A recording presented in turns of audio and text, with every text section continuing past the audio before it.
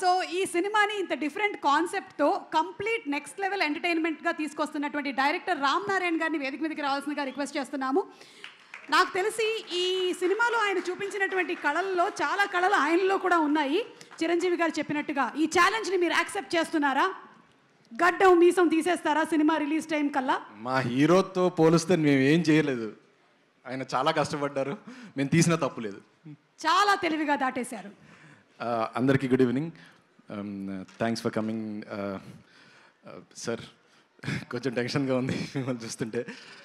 Sir మాకు cinema తెలిసింది, మా ఇంటికి సినిమా వచ్చింది మీ సినిమాలతోటి సార్. మా ఇంట్లో వీసీఆర్ ఉండేది చిన్నప్పుడు, ఒకటే క్యాసెట్ ఉండేది కొదమసింహం. నా పిచ్చి సార్ ఆ సినిమా అంటే నాకు. అందులో లేని కమర్షియల్ ఎలిమెంట్ లేదు. దాన్ని ఒక 100 సార్లు చూసుంటాను. అండ్ ఇవాళ మిమ్మల్ని ఇలా లైవ్గా చూడడం it's very blessed sir.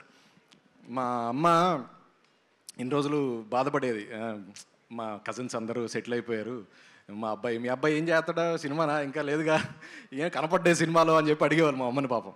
Sir ఈరోజు ఒకటే చెప్తున్నా, మా అమ్మని ఎవరిని అడిగితే లైలా సినిమా చూపించండి, నెక్స్ట్ సార్తో ఒక ఫోటో ఇస్తాను మా అమ్మకి.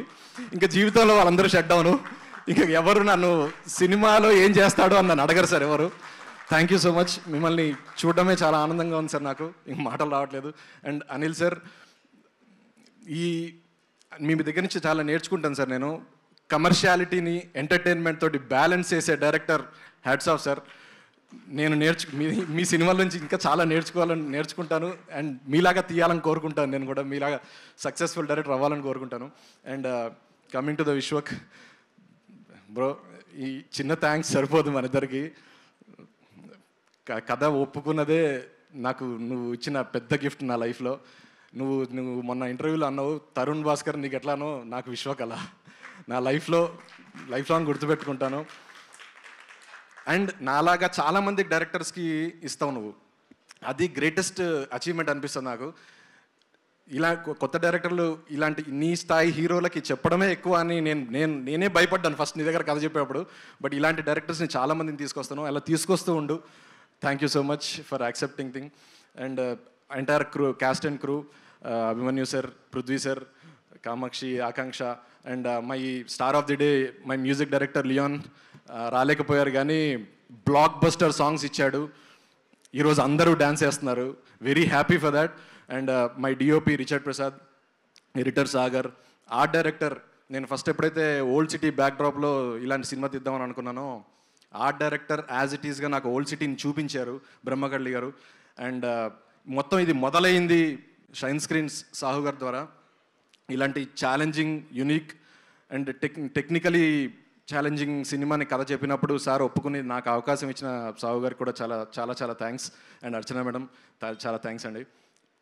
అండ్ మీ అందరికి తెలుసు బాస్ స్పీచ్ కోసం వెయిట్ చేస్తున్నారు. ఐ డోంట్ వాంట్ యాక్చువల్లీ మీ అందరినీ నేను మళ్ళీ సక్సెస్ మీట్లో కలుస్తాను. సక్సెస్లో ప్రతి ఒక్క టెక్నీషియన్ గురించి మాట్లాడతాను, that's my promise. And now we will wait for Vishwak and boss speech. Thank you so much. Thank you, Ram Narayan garu, and we will wait for February 14th for cinema to release in the theatres. Thank you so much. And February 14th Brahmanandam గారి cinema కూడా వస్తుంది. And ఈసారి February 14th రొమాన్స్తో పాటు laughter ఎక్కిచ్చేద్దాం అందరికీ. మొత్తం థియేటర్లు అన్ని నవ్వి వదిలి పెడదాం. Thank you so much. Yes, ఆ సినిమా ప్రీ రిలీజ్ ఈవెంట్లో తర్వాత కలుస్తాను నేను మిమ్మల్ని. Thank you.